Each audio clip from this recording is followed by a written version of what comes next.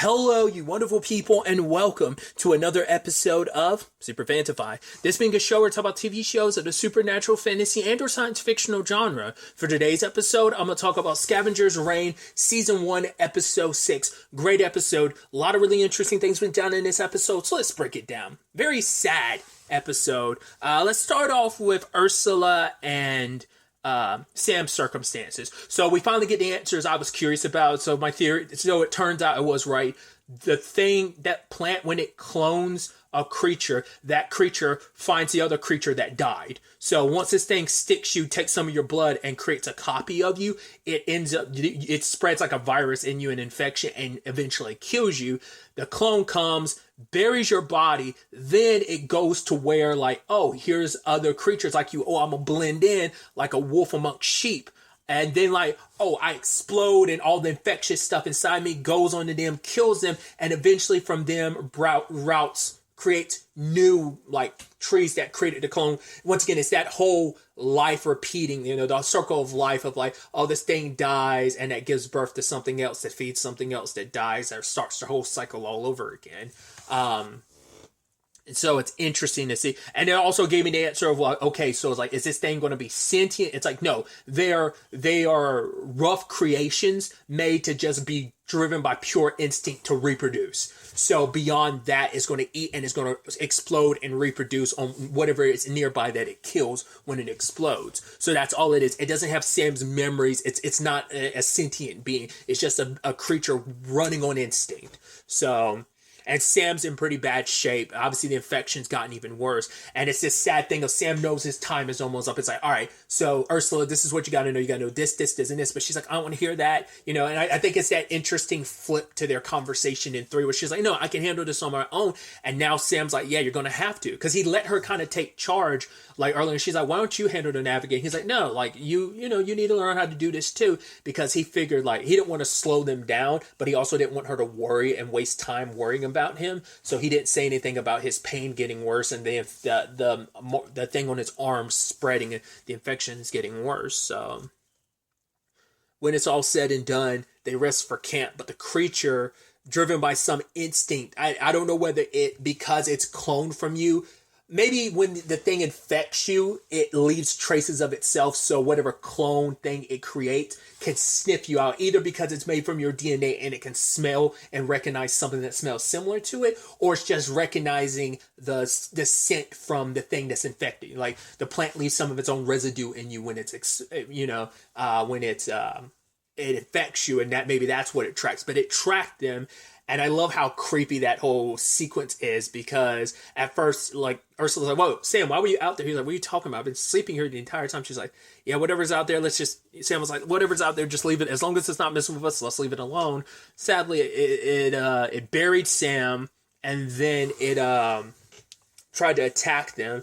And Ursula ended up burning the thing. But the problem is, it was swinging wildly, so it ended up burning most of everything that they had. So it's like, cool, we're screwed on that department. But it's like, right, we don't have any choice, got to make full steam ahead. Sad thing is, like, in his delusional state, because of like the high fever he's had, Sam has a dream about seeing the Demeter, but he's quickly falling into quicksand, which is very poetic considering he was literally getting buried at the time. So he recognized that as a symbol of death, which it almost feels like it's supposed to be a parallel to that. Was it episode 3 or was that episode 2? He told the story about the skull. That might have been, I think that was episode 3, where his buddy died like a year later to that day. So it almost feels like it, because it's not a one-to-one, but it feels like there's some connective tissue there that you can draw some parallels to. But when it's all said and done, Sam, it's like, right, I always knew with a job like this, I always knew there was a chance I was going to die far away from home. You just kind of take that risk. We all do, taking a job like this. There is a guarantee we won't ever go back home to whoever might be waiting for us. I mean, who knows if Sam doesn't really talk about it, so I don't think maybe with the job, or maybe just who Sam is personally, maybe he never really wanted to have a family, or maybe he never thought with his job he could have a family. Who knows? But he kind of didn't make it seem like anyone was waiting for him back home. Only people I guess he had were his friends that also died on this expedition. And they end up finding like what is kind of like an old school tomb. What I thought was interesting, because it's like a very specific design, she didn't wipe away all of it, but I was like looking at it, I was like, is that supposed to say John? It looked like the name might have been John, but maybe it was something else. But she's like, oh, maybe it was made a long, long, long time ago.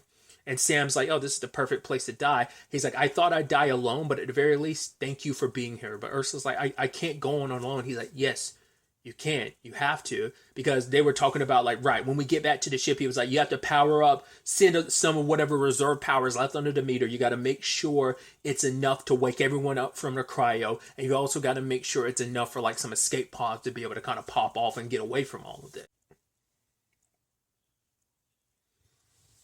And so it seems like maybe Sam dies, but it's unclear.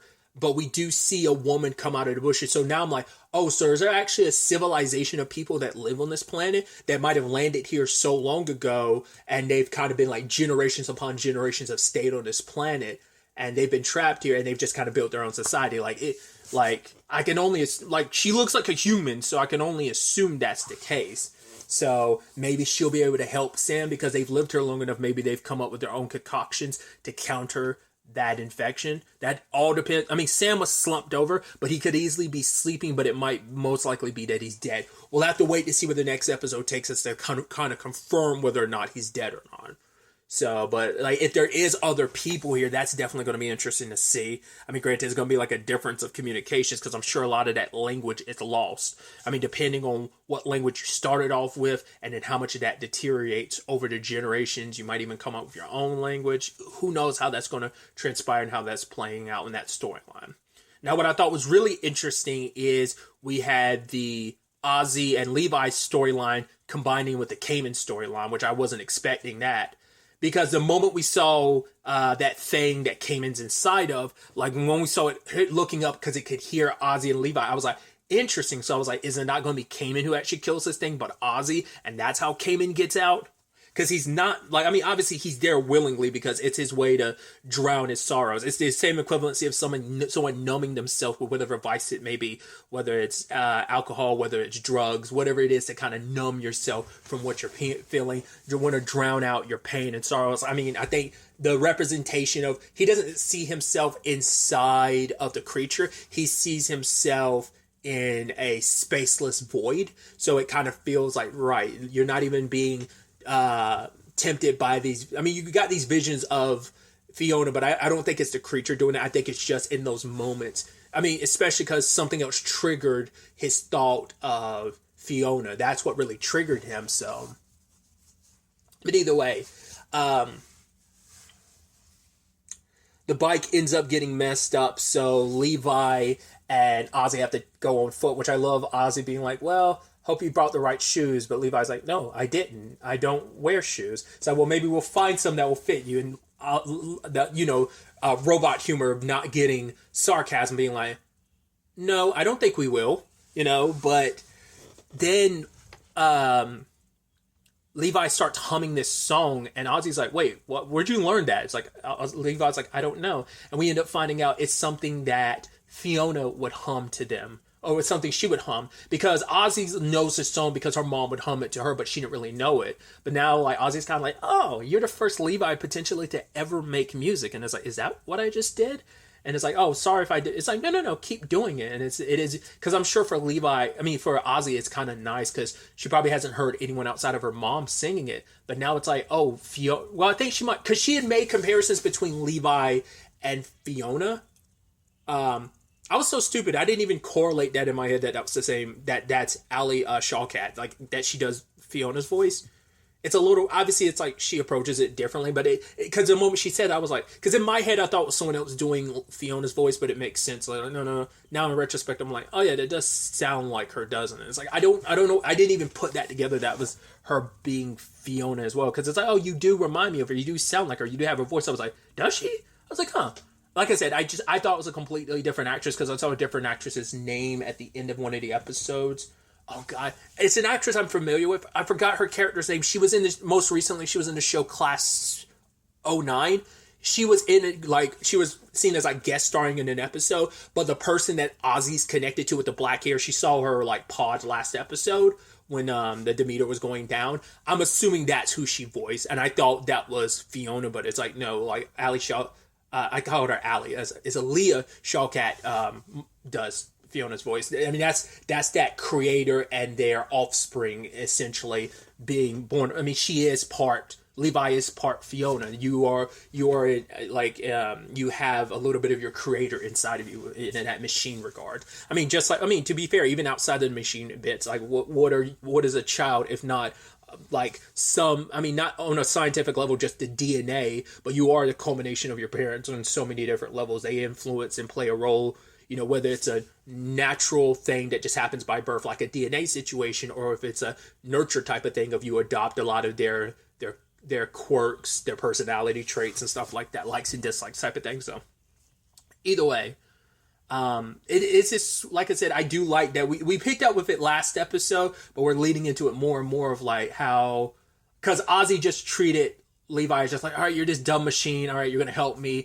okay, you're acting a little weird, but now it's like, all right, let's move past like me like chastising you for being weird. Like, you being weird is kind of nice. It just leans into like, you're not just a helper, you're a companion, so I don't feel as alone, so it's nice.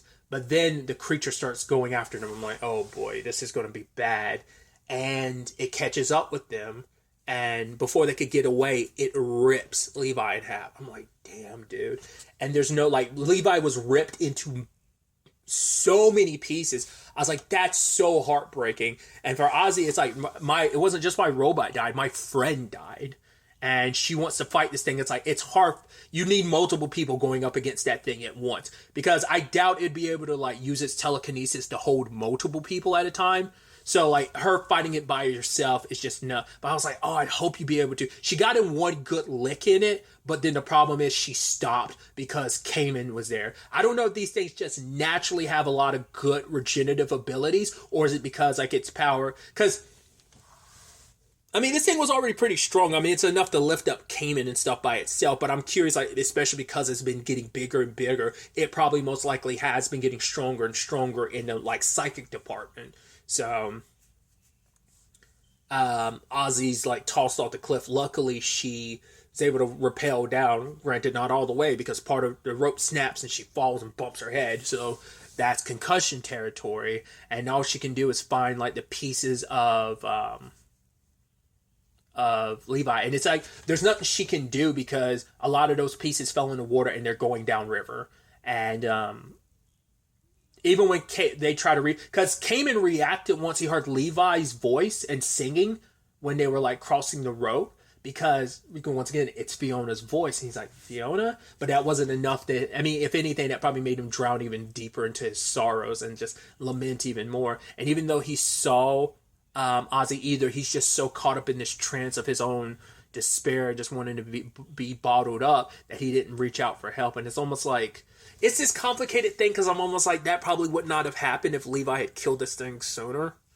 But it's like, if it wasn't for this thing, he wouldn't be alive right now. And this thing is keeping him alive, but it only keeps him alive because it needs him. So I'm guessing, like, either it's eventually going to, oh, like, as long as you're inside of me being sustained, I can still feed off of you in many different ways until you, like, fully die, or in its own twisted way, it is taking care of him because it does care for him, but it could also just be like, no, you're a necessary mean for my own survival. I mean, it doesn't really need him anymore because it's big enough on its own, as we saw.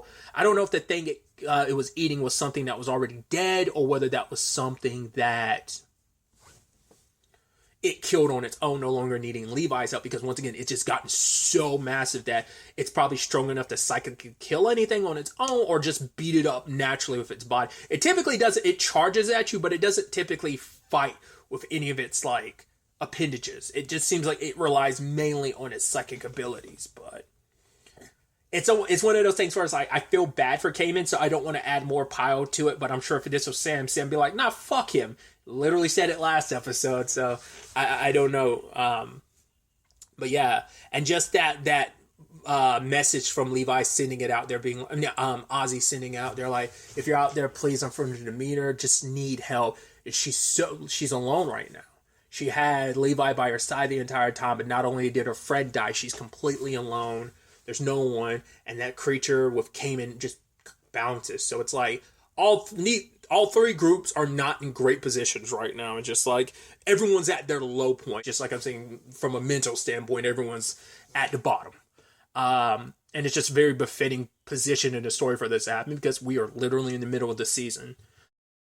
I did skip also the aspect of the very, very like tease we got at the end where someone was listening to Ozzy's response. So the team that was like, oh, we probably don't, Demeter's dead, so we probably don't have to look for them. Maybe they did come looking for them, or maybe another ship similar to the Demeter was in this general area just on its own exploration and ends up finding wreckage of Demeter, so they're in the general area. Maybe not. We'll have to wait to see what the explanation for that might be. So I'm getting to these recordings once again really, really late. So the next 3 episodes are already out because it's Thursday. I don't know if I'm going to get those today, or hopefully I'm able to get these up tomorrow, which will be Friday, but we'll see. If I will try and keep up with these because obviously they were less than 30 minutes, so they're not that much of a commitment. But once again, I'm so far behind on other stuff and just life in general. Once again, I keep bringing it in there, but it's like, once again, just giving you a little insight. But at the end of the day, it's my issue, not really yours, but just kind of giving you some insight. So I'm really curious to see where the next episodes take us with all of this, where everything goes. We're going to be entering our 3rd batch of episodes. So after these next 3, there's only going to be one more set of 3 afterwards. So it's going to be interesting to see what this kind of next arc of episodes ends up taking, where this next arc of episodes ends up taking us. But really, that's all I wanted to talk about. So the next time we meet, be happy, be safe, live life to the fullest, and enjoy it. Good day and goodbye.